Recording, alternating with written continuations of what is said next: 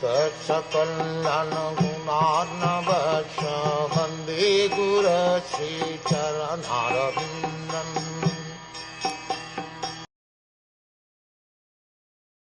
They said, "Here he is, the original personality of Godhead as we definitely remember him. He alone existed before the manifested creation of the modes of nature, and in him only, because he is the Supreme Lord, all living beings merge, as if sleeping at night, their energy suspended."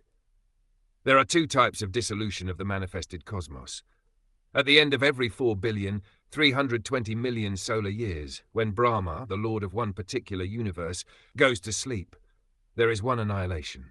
And at the end of Lord Brahma's life, which takes place at the end of Brahma's 100 years of age, in our calculation, at the end of 8,064,000,000 into 30 into 12 into 100 solar years, there is complete annihilation of the entire universe. And in both the periods, both the material energy called the Mahat Tattva and the marginal energy called Jeev Tattva merge in the person of the Supreme Lord.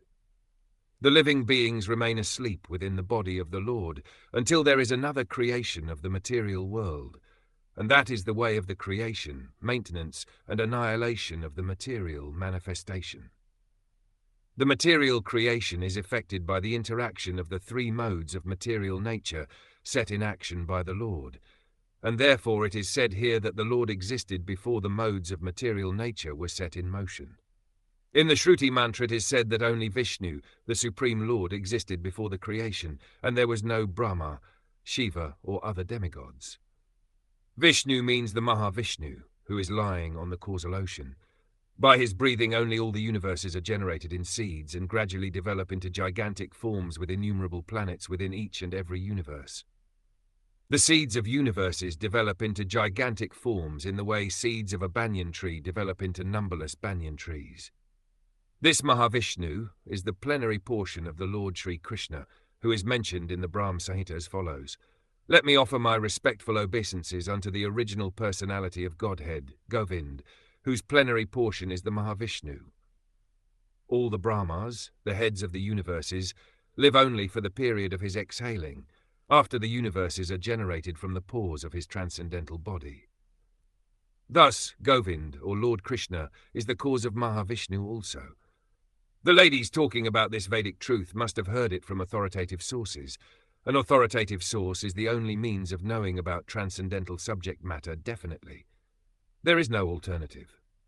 The merging of the living beings into the body of Mahavishnu takes place automatically at the end of Brahma's 100 years. But that does not mean that the individual living being loses his identity.